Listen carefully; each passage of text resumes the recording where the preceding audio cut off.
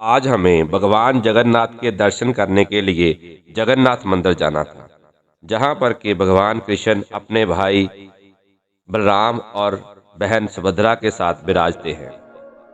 मंदिर तकरीबन बालिया पांडा से 1 से 1.5 किलोमीटर की दूरी पर था, तो हम पैदल ही मंदिर की तरफ चल पड़े। मंदिर में प्रवेश करने के लिए 4 द्वार हैं। हम गलियों में से होते हुए अशव द्वार की तरफ निकले। मंदिर की मेन एंट्रेंस सिंह द्वार की तरफ है। यह मंदिर भगवान विष्णु के 4 धामों में से एक है।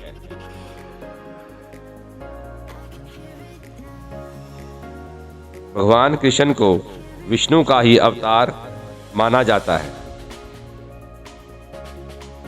यह मंदिर वैष्णव संप्रदाय के लिए विशेष स्थान रखता है। मंदिर में मूर्तियां काठ की बनी हुई हैं और हर 12 वर्ष के बाद इन मूर्तियों को एक विशेष रिचुअल के द्वारा बदल दिया जाता है।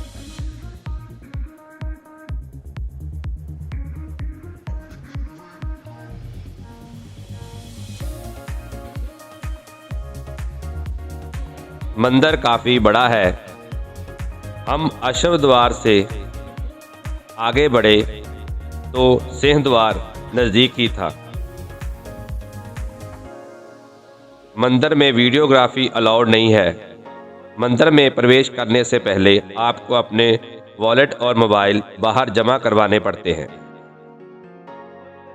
हमने एक दुकान में अपने जूते, मोबाइल और पर्स जमा करवाए और मंदिर में दर्शन करने के लिए लाइन में लग गए।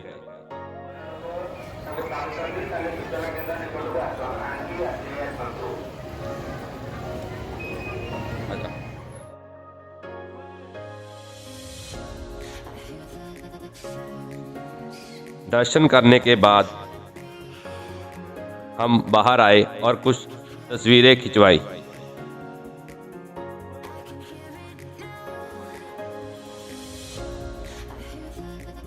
भगवान जगन्नाथ की पुरी और उड़ीसा में बहुत मान्यता है। मंदिर में सिंह द्वार के सामने ही एक स्थान है जहां पर के गुरु नानक देव जी बैठे थे। यहां पर उन्होंने तकरीबन 20 दिन बिताए थे।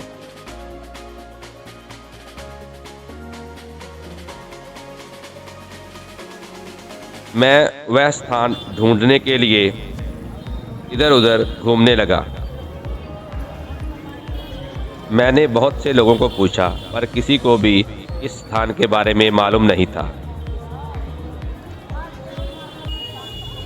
मंदिर में रथ यात्रा की तैयारी चल रही थी, इसलिए रोड बड़े वाहनों के लिए ब्लॉक था, क्योंकि रोड पर ही रथ यात्रा के लिए जो तीनों रथ हैं वो तैयार किए जा रहे थे।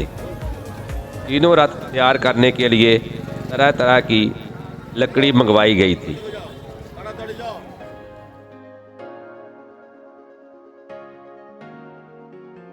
इस रथ यात्रा में सम्मिलित होने के लिए देश विदेश से अनेकों श्रद्धालु यहाँ पर पहुँच रहे थे।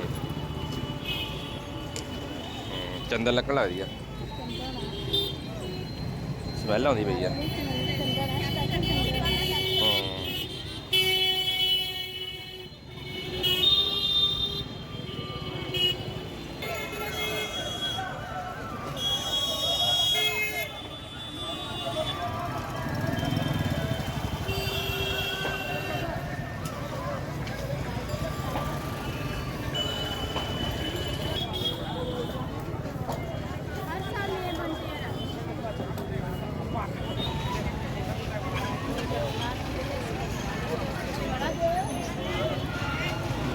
बलराम भैया का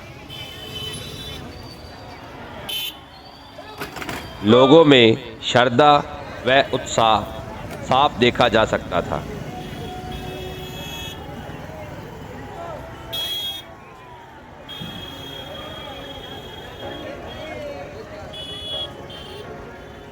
मंदिर में भगवान को 56 प्रकार के प्रसाद का भोग रोज लगाया जाता है। मंदिर में बनने वाले इस खाने की मात्रा कभी भी घटाई या बढ़ाई नहीं जाती।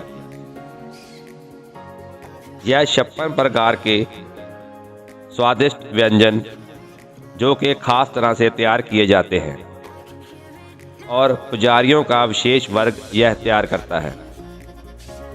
आम लोग भी यह प्रसाद चख सकते हैं। कई लोग तो यह प्रसाद खरीद कर घर ले जाते हैं।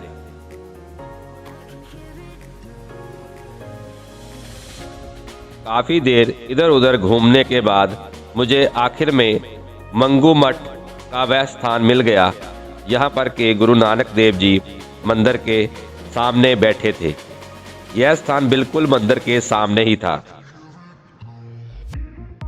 मंदिर के आसपास सुंदरीकरण का काम चल रहा था, तो इसलिए इसका आधा हिस्सा गिरा दिया गया था।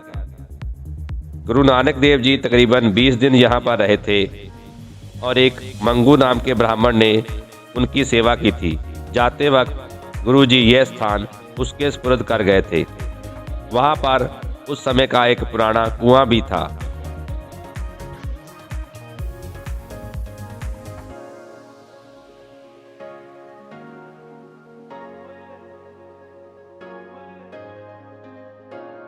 इस स्थान पर गुरु नानक देव जी से संबंधित कोई भी यादगार एवं निशानी नहीं है। मंदिर में दर्शन करने के बाद हम लोग वापस बलिया पांडा गुरुद्वारा आरती साहब में आ गए। गुरुद्वारे के सामने बना भाई हिम्मत सिंह चिल्ड्रन पार्क उस समय खुला हुआ था, तो हम लोग वह पार्क देखने के लिए अंदर चले गए। यहाँ पर वह गुरसिख भी बैठे हुए थे जिन्होंने के यह गुरुद्वारा बनाया है। पार्क काफ़ी सुंदर था। तरह तरह के फूल पौधे इस पार्क में लगाए गए थे। लोकल कम्युनिटी के लोग एवं बच्चे वहाँ पर अपना समय बिता रहे थे।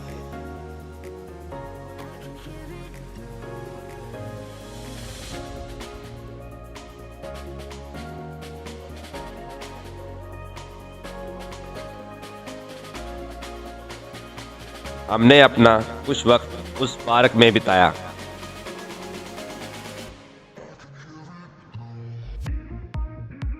आज हमारा पुरी में आखिरी दिन था। सुबह हमें यहाँ से प्रस्थान करना था। पार्क में समय बिताने के बाद हम लोग गुरुद्वारा साहब में शाम की आरती में शामिल हुए।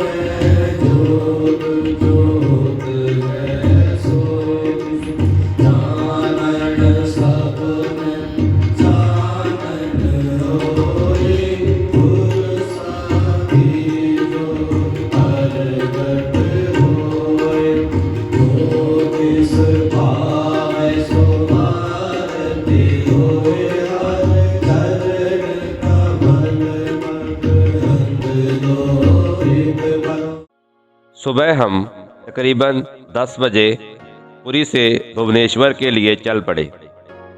भुवनेश्वर से हमारी ट्रेन 12:15 बजे की थी। अब हमें भुवनेश्वर से विशाखापट्टनम की ओर चलना था। विशाखापट्टनम आंध्र प्रदेश में है। ये तकरीबन 5 से 6 घंटे का रास्ता था। पुरी से भुवनेश्वर केवल 50 किलोमीटर है।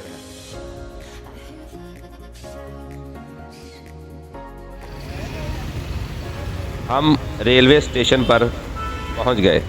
अपने टैक्सी वाले को यहां से विदा किया और अपनी ट्रेन लेने के लिए स्टेशन के अंदर दाखिल हुए। ट्रेन आने पर हम लोग विशाखापट्टनम के लिए रवाना हो गए। पुरी से विशाखापट्टनम का सफ़र बहुत ही सुंदर था। चारों तरफ हरियाली, पहाड़ और सुंदर नज़ारे थे। यह ट्रेन की यात्रा काफ़ी सुखद थी। अब लगता था कि थोड़ा मौसम भी चेंज हो रहा था। ट्रेन में ही हमें तेज बारिश का एहसास हुआ। बाहर तेज बारिश हो रही थी।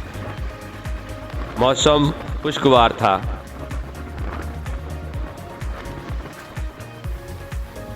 हम अपनी ट्रेन का यह सफ़र एंजॉय कर रहे थे। उम्मीद थी कि शाम तक तकरीबन 7 बजे के करीब हम विशाखापट्टनम पहुंच जाएंगे। अब हम उड़ीसा से आंध्रा में प्रवेश कर रहे थे।